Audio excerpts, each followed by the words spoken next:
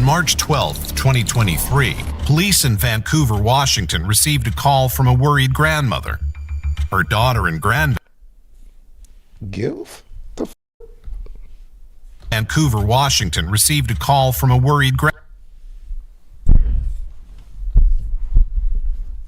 Grandma in 2024 ain't no joke, bro. That's a gift. The fuck?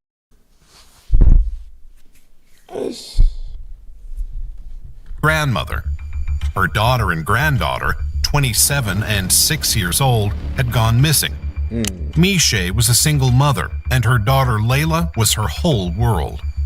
There was no obvious reason for them to abscond without telling their family members. Something darker was at play. It's been since last Sunday since anybody heard, seen, or talked to my daughter and granddaughter. I'm missing a whole part of me. That's my sister and that's my niece. We don't know where they're at. One of the last people to see Miche Melendez alive was this man, Kirkland Warren. He was Miche's ex-boyfriend, and they'd had a tumultuous relationship. But Kirkland said they were working things out, or they had been, when Miche and her daughter disappeared. A young mother and a vulnerable child. It was imperative that the police find these two missing persons as soon as possible. But soon enough, their investigations would reveal a twisted history and a murder that would leave Vancouver scarred for generations to come. I don't come here with all questions. I do have some answers. What do you think my answers are? Let's uncover those answers here on The Decoder, where we'll dive into exclusive interview and body cam footage to tell the terrible story of what happened to Miche Melendez. Damn. Vancouver, Washington is one of the state's most populous cities. On the border with Oregon and close to the West Coast, it has a violent crime rate of 6.32 per 1,000 residents. This is higher than the state average, and made it even more concerning when Miche Melendez and her daughter went missing in March 2023. 27-year-old Miche was last seen with her daughter Layla by a friend in a burgundy Dodge Charger on the morning of March 12th. The driver of this car was Kirkland Warren, her ex-boyfriend. It seemed likely that he had been the last person to see Miche alive. March 22nd, 2023. What seemed like an ordinary day in a prison in Vancouver, but for this detective, waiting at the chess table to conduct an interview, it was the most important day in this case. He'd been tasked with finding missing Miche and Layla. He could only hope he'd ask all the right questions. I guess first of all, how are you holding up? Is you can? Okay. Because we're here in a jail, I'm going to read your Miranda rights. So, I'm a missing persons detective, okay?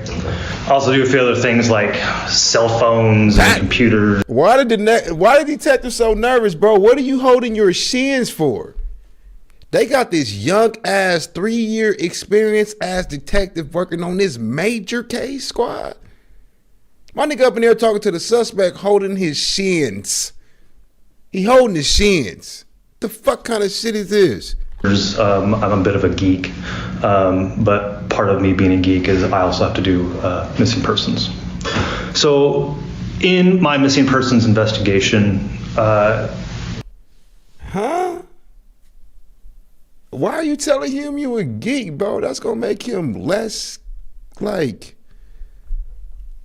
He black, squad. Once you tell him you a geek, you look more like a buster. I'm telling you a geek, nigga, come at him like a man, and he'd probably just fold. Shit, he a bitch. He killed the women and the child. Well, I'm a geek, so I'm here to. My nigga, a kid not gonna tell you what the fuck going on. You coming up in there like that, nervous and shit, like it's your first day at school. Like you just don't know nobody. Nigga sitting right there at the lunch table, Can I eat with you guys? Like, what the fuck wrong with this fool, man? Joanne told me at some point in the night of March 12th, she saw you with, is it Miche or Misha? Miche. Kirkland said that he, Mishay, and Layla had stayed the night together in a friend's apartment. Did she say she was going somewhere? Can you tell me anything about that? No, there was no talk about going anywhere. We had went out. Well, initially we came over to Joe's house because she was a mutual friend. Okay. We just came over there, like, this is really my girlfriend, so. So you guys went over to Joe's because she's a mutual friend, right? And we were literally just going to talk and be together. Like, we slept together that night, everything. He said they were meeting to reconcile after some drama in their relationship. According to him, everything went well that night, and they left Joe's house in the morning as planned. Joe says that she saw, at some point in the night, you and Mishay left, you guys came back, and then you and left the apartment with Mishay, who apparently was out in your car. What kind of car do you drive? Charger. The Dodge Charger, right? Yeah. And then where'd you guys go after that? It wasn't nighttime then, it was the morning time. We didn't go anywhere. Mishay had parked the car down the street. And we went down the street and took her to the car. Okay. And that was it. Kirkland told the investigator that Mishay had left her car further down the street and that he drove her and her daughter over to it. He let them out and they drove away. This, according to him, was the last time he ever saw the pair alive. Mishay and Layla were reported missing on March 18th, 6 days later. Mishay was an independent woman with her own life, but she wouldn't do something reckless like disappear without telling her family. She took good care of her daughter, who often appeared in her TikTok videos, doing dances with her mom. Layla, though only 6, was doing well in school and had a promising life ahead of her. Mishay once said, "I don't know how I got blessed with such an amazing daughter. She was beloved by her mom and her mom's entire family, including Mishay's mother, Layla's grandmother. When her mom didn't hear from her all week, she called the police." The Vancouver Police Department conducted a welfare check on Mishay's apartment and found no sign of Mishay and Layla. But the next day, Mishay's mom, desperately searching for her daughter and granddaughter, discovered Mishay's car. It was abandoned in the Van Mall neighborhood, the same neighborhood where she and Layla had stayed with Kirkland on the night of the 11th. Kirkland said he'd tried to contact her that same day. And then I tried contacting her later on that day because she had left her purse. And then... So, I'm sorry, she left her purse? She left her purse. Okay, so she left her purse. Any kind of money, he killed her over some jealous shit or she wanted to leave. I tell y'all this all the time, bro. As a woman, if you want to be done in a relationship, you're not done unless he's ready to be done.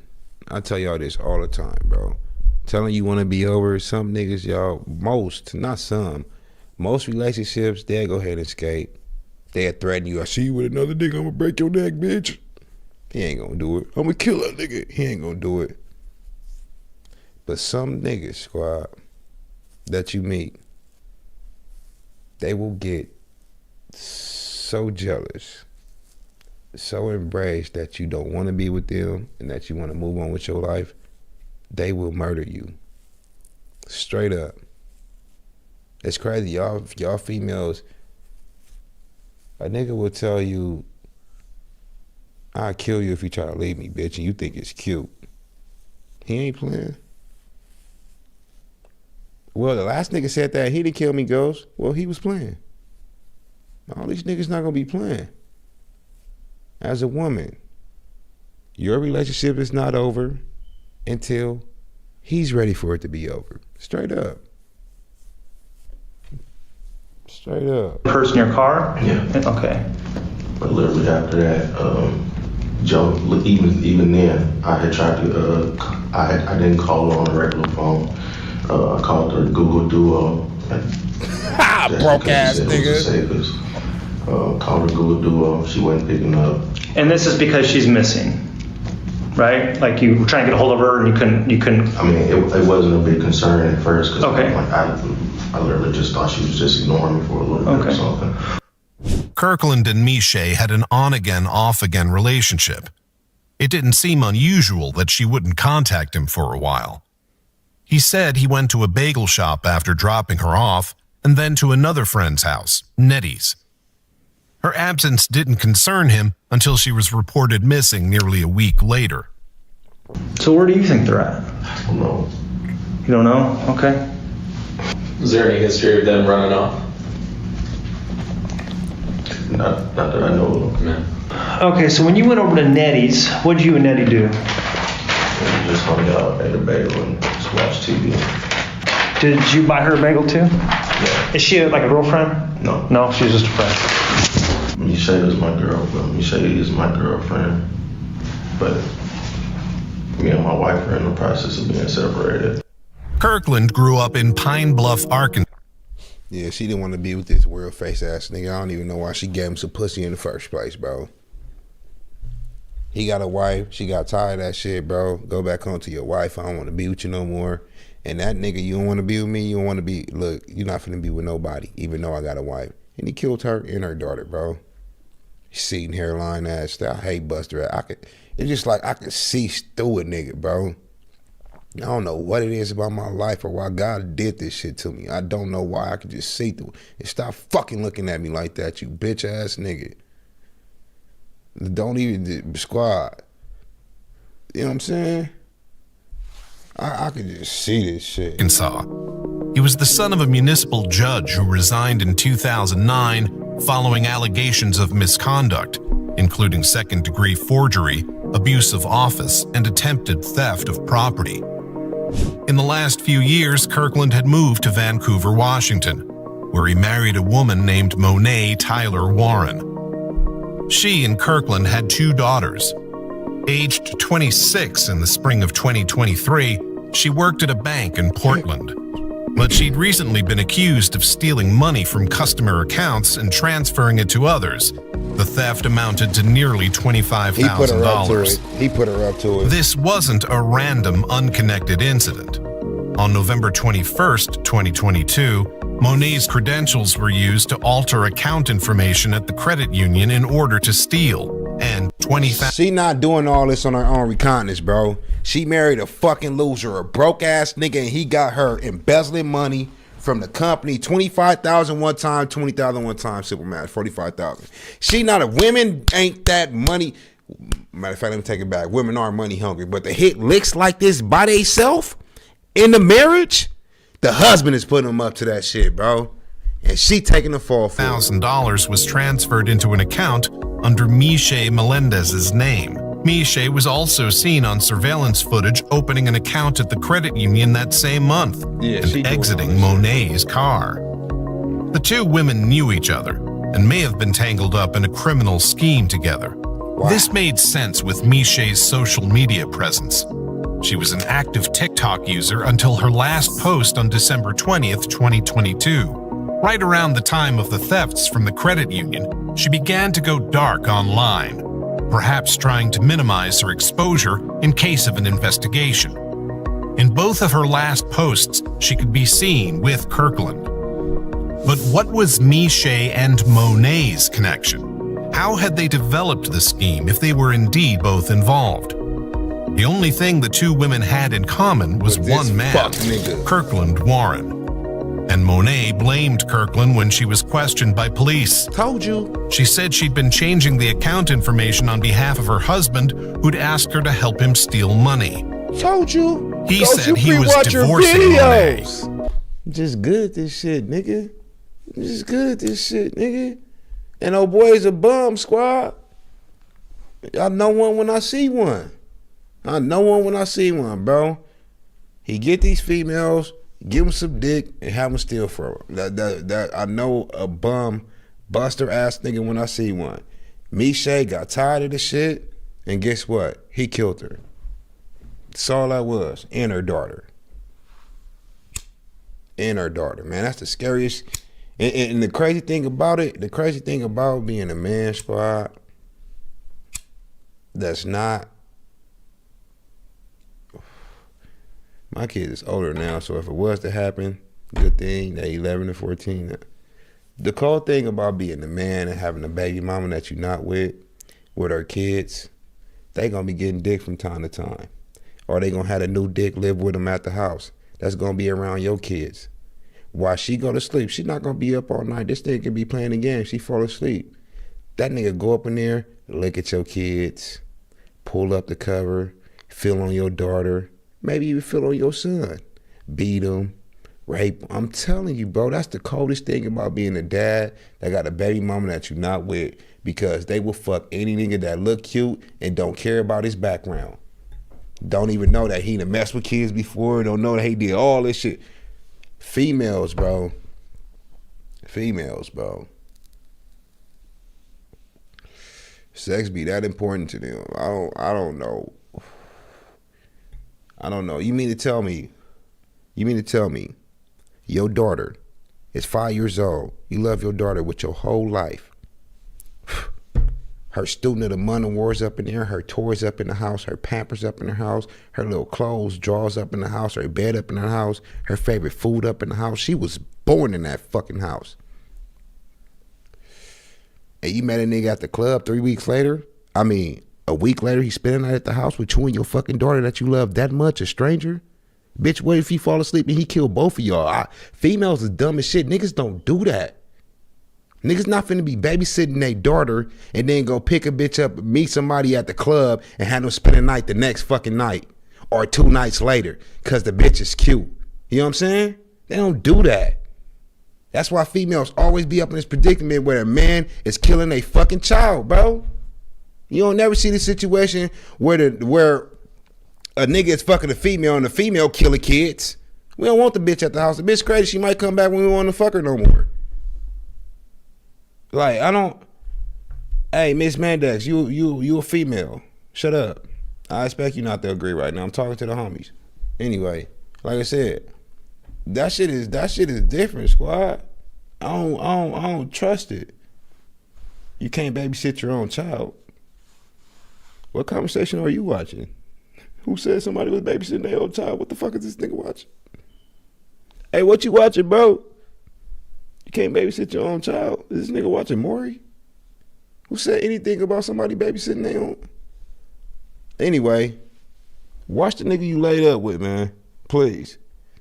But his relationship with her wasn't just turbulent, it was criminal. And this went for his relationship with Mishe, too. They'd been staying at their friend's apartment instead of one of their own for a specific reason, a restraining order. You guys were going to stay, how long you guys been staying there? Literally the first night. Okay, gotcha. Because we, like I said, wasn't trying to violate or get caught violating. Understood. The previous December, Mishe had called 911 to report that Kirkland had assaulted her, including firing shots at her balcony window as she was looking outside. In February, investigators had corroborated her story with a friend who was also present during the altercation. Hey, to you females out there, when your nigga beat you up and y'all back cool, what do you think? Like, oh, he was just tripping that night? He was just drunk that night? I must have said something wrong? Eventually, it's gonna come to what? A fucking murder, bro. What's wrong with y'all? Like, people always make jokes like, damn, where can I find the dumb bitches at? But for real, where do y'all be at? Because I look at every woman the same, like, dang, she wouldn't stand for no shit like this. But then she gonna get in the car, go home, get her ass whooped at 3 o'clock and then be sucking his dick by 9 o'clock. What's wrong with you hoes? That's what y'all call makeup sex? Beat my ass and let's fuck later. That's not makeup sex. Makeup sex is an argument in public somewhere and we didn't agree on something, or why my food not here tonight? I ain't talking to you for 2 days. And makeup sex ain't really like, bitch, you gotta put makeup on when you go outside because I done blacked your fucking eye. And you know what I'm saying? I wish I was, I'm not even gonna say a female. Imagine me living with somebody that whooped my ass all the time and I'm just there every day and night, cooking this nigga food. That don't make no being nice to this nigga, washing his clothes. Y'all, what? I be trying to think of like,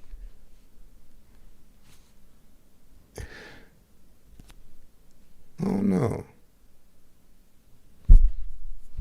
I just be trying to think of where homegirl, like, female brains be. Cause my homegirl told me, and this shit fucked my head up. She said, if two guys have sex, if two guys kiss each other, that's gay. But if two girls do it, that's just having fun. I said, damn, females really be thinking on some weird shit. That's gay too. What the fuck? Y'all be up here thinking like, I'll be like, damn, where, this is 2020. I've been alive this whole time. Like, is it really? Whatever. Y'all minds, I don't get y'all minds sometimes, bro. Y'all put up with the weirdest shit, man. But a mere 2 weeks later, on February 17th, Miche recanted the accusation. She said she'd lied about the shooting and that she and her friend both had mental health and substance abuse problems. Damn. She discredited herself and wanted the police to assure her that Kirkland wouldn't be arrested. But the police found this suspicious. On March 2nd, they arrested Kirkland on charges of second-degree domestic violence assault, drive-by shooting, making a false statement, harassment, and possession of a stolen firearm. The prosecutor said he posed an extreme risk to Miche's safety, with a score of 31 on a scale of 1 to 18. Damn. The judge held him on bail of $100,000 and ordered a domestic violence no-contact order. Kirkland violated this order within only hours of its issue. He called Miche twice from the Clark County Jail, saying she was the reason he'd been arrested and that he needed her to get the charges dropped. She said she was trying her best.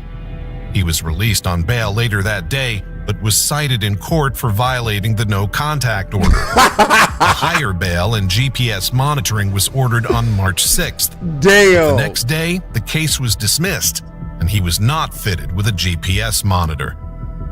They're not protected. DV has never really been taken seriously. The restraining orders are false security blankets. He was released with no GPS in the first place. With this troubled history, he was the first suspect the police looked to in their investigation of the mother and daughter's disappearance. They served a search warrant for his house and car, and on March 19th, they took him into custody based on the violation of the order.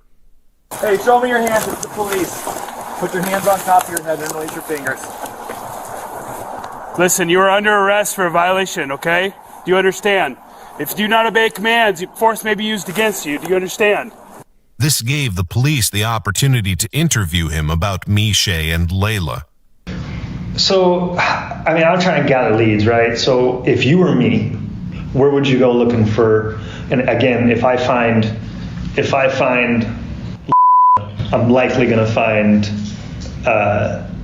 Miche, right? So where do you think they're hiding out at? Where do you think would go? Where would she want to be? I don't know. The only, and then, like I said, again, I'm not trying to point fingers or anything. Her ex-husband literally took and wouldn't give her back for a couple days, and we had an issue with that. So when was that? This was like sometime last year, maybe. Kirkland suggested that maybe Miche's ex-husband had something to do with it. But the police had already visited him and determined that Miche and Layla weren't with him. And unlike Kirkland, he didn't have an outstanding no-contact order against him. Fair enough. I'm trying not to get too involved in your other case, right?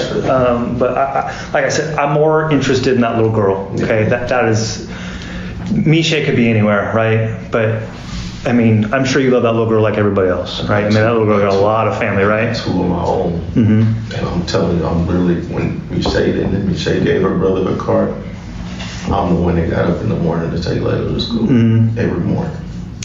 And you're kind of soft-spoken. Do you mind if I pull up a chair? Sweet, man. Because no, I got a lot of shit I'm already dealing with, and this just makes everything worse. Like what? Like your other case? I'm more of a man in this nigga squad. I wouldn't do no shit like this, but if I would have known, if I would have got caught for killing my girl and her daughter, bro, I would have just dealt with it. I would have dealt with it. It's part of being a man. You gotta deal with it, man up. We got to. You did it. You got caught for it. It's a baby involved, bro. Man up, my nigga. You gonna get caught anyway. Nah, I think it was her husband, you know. I think, look, I got 2 kids of my own, so why would I even do this shit? Like, I don't even feel, I can't belittle myself by talking like that, bro. I can't. I would have just been like, you know what? They over here, man. They bodies right here, bro. Like, I fucked up. Nigga, it's a wrap. It's a wrap. It's over, nigga. I would have just gave it up. Cases? Well, I only had one other case, and I've never ran from it. I've always been at every court date on time. I was at bail, never got in trouble since. This is the most trouble I've been in since then. Kirkland presented himself, if not as an upstanding citizen, then at least one who was trying to do better and was complying with the terms of his past run-ins with the law. But this wasn't true, because there was something else the investigators knew about him, something that made him even more of a suspicious figure. Oh, shit. Where did you live before you lived here? Arkansas. Kirkland hadn't left Arkansas just because he longed for the western seaboard. He'd fled another criminal case, this time a murder. In November 2017, a 57-year-old man called Curtis Urquhart went missing in Pine Bluff, Arkansas. Earlier that year, he'd been charged with second-degree forgery and theft of property. His body was discovered lying in a ditch by 3 men on December 11th. He'd been shot in the head, and his body had been mutilated by wildlife. He'd last been seen leaving a law office with Kirkland, then 22, on November 27th. This threw Kirkland under suspicion of his murder, and the police brought him in for an interview. Kirkland admitted he'd killed Curtis. That same December, his Google history showed searches for how to get blood out of a car seat, how to beat murder, killing the only witness, and other ways to get away with murder. Damn, this nigga. He'd said he and Curtis had left the notary's office together and... Bro, so you mean to tell me this nigga been on run for murder this whole time and they couldn't find this fool? How far is Arkansas from Vancouver, Washington? If it was that serious, nigga, call the FBI. Put him on America's Most Wanted. You mean to tell me he been on the run for murder this whole time? Nigga went down there, got married, got a side bitch. He actually went to jail out there before and they still couldn't find this nigga? For real? How you go to jail? That mean they got a thing called AFIS. It's called Automatic Fingerprint Identification System, right? When you get arrested, they put your name in AFIS. So you can get, if you did the crime in Los Angeles, California, bro, they can find you. You could do a fine in Mayberry, Kentucky, if that even exists, nigga. On the other side of the country in the smallest town. They put your fingerprints in AFIS, you getting caught as soon as they run your fingerprints when you go to jail. How in the hell this nigga didn't get caught? Because I'm hearing 2020 something. Any 2020 anything, my nigga. AFIS. Why the fuck his fingerprints not up in there, squad? This makes no sense to me, bro. That girl would still be alive if them niggas in Arkansas did their damn job. Weak ass police out there, bro. They should have been looking for this nigga, man. They should have been looking for this fool, bro. Driven around.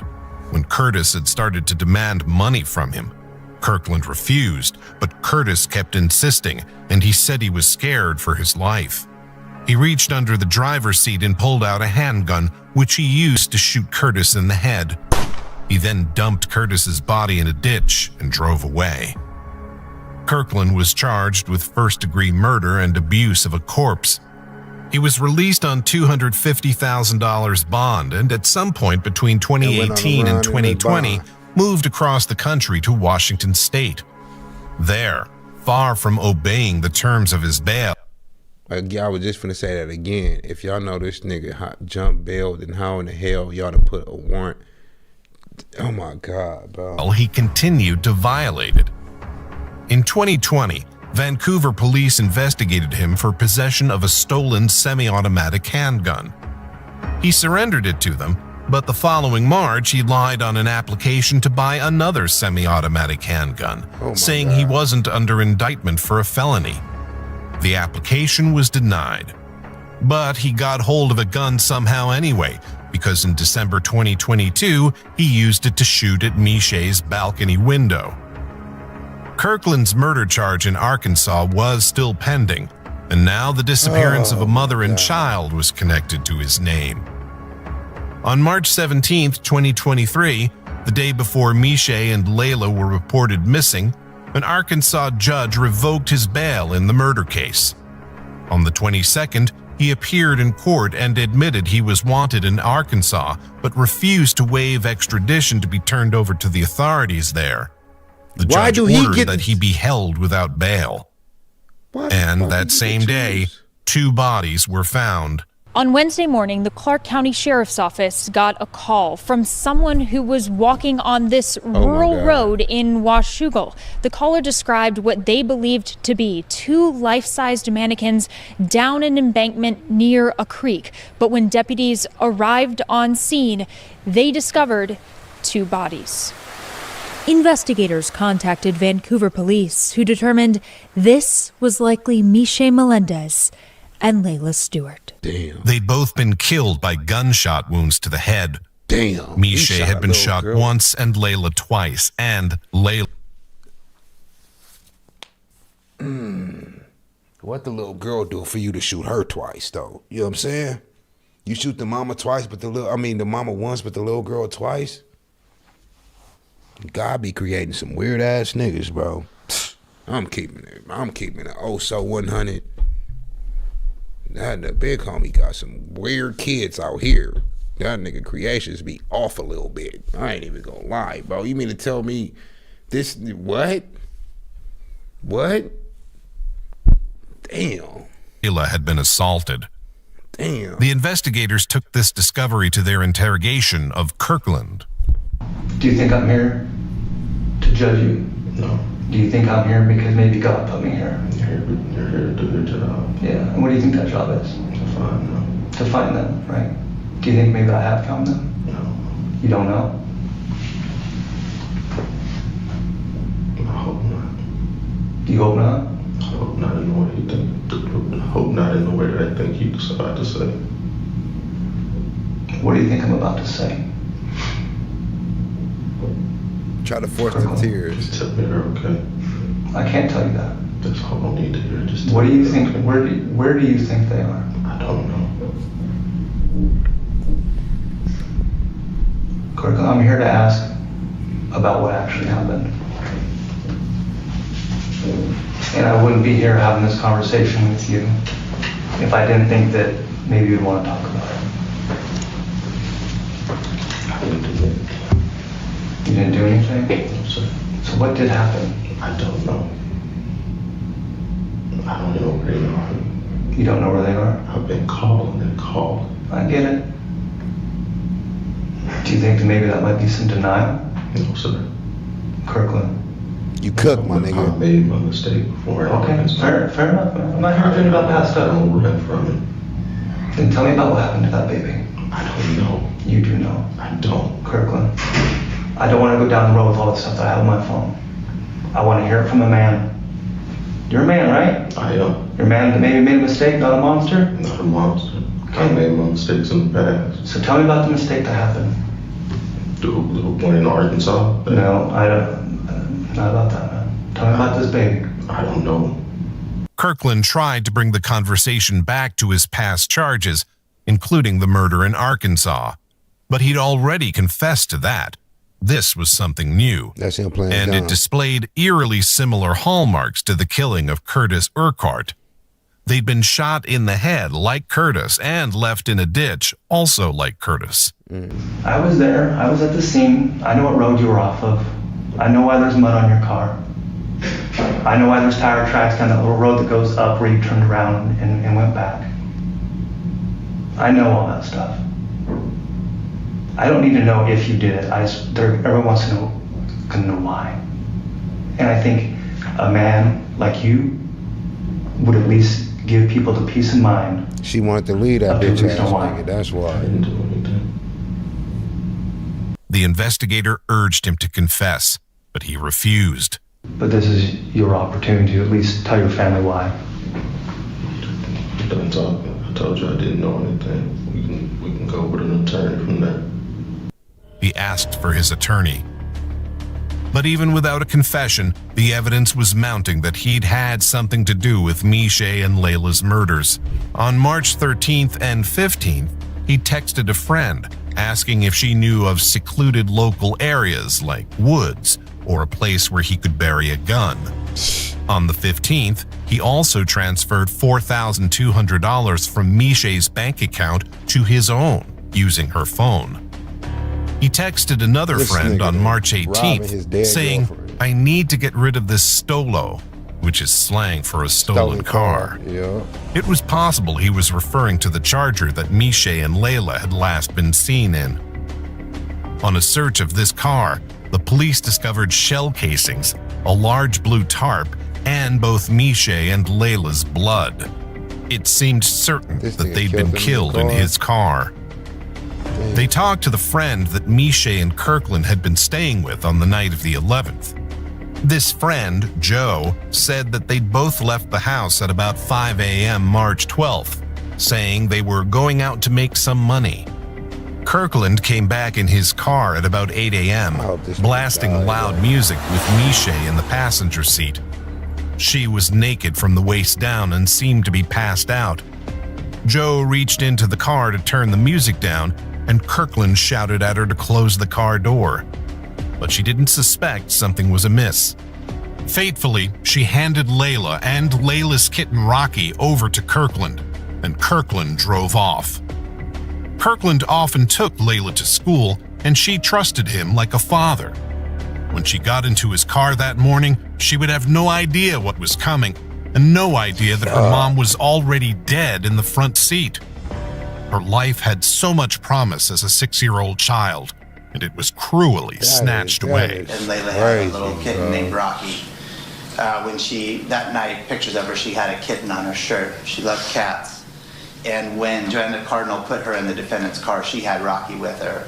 And it's our hope that Rocky was the last thing that she saw at the time in which she passed this earth. The loss of Layla has left a void of heart that can never be filled. Every day, I wake up with the pain, knowing that This nigga my gotta little girl will never suffer. grow up. Our family has been torn apart by grief and the endless questions that haunt us every day. Why? He a 7-year-old and then shot her and killed her. He E-part the 7-year-old? What? Did they just say that shit? A 7-year-old and then shot her and killed her. You have judges that let him out, should never have let him out. You have a district attorney who gave him bail.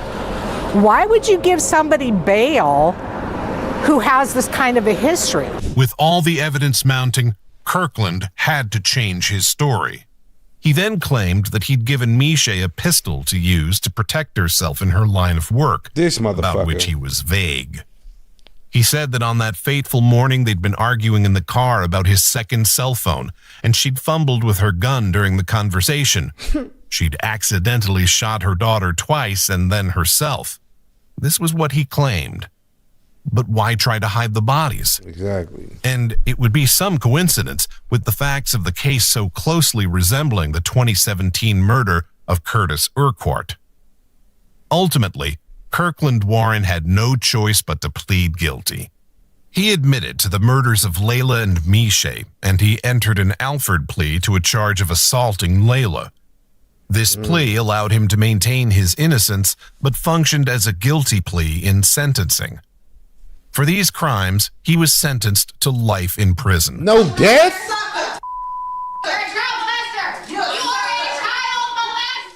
I can't even make any more memories. The 7 years was all I had. Man, you do that to that little girl, man. And it's all because of Kirkland Warren. And I want him to suffer every single day. Miche's family questions why he was allowed out on bail for the domestic violence charge when he had a murder case standing against him.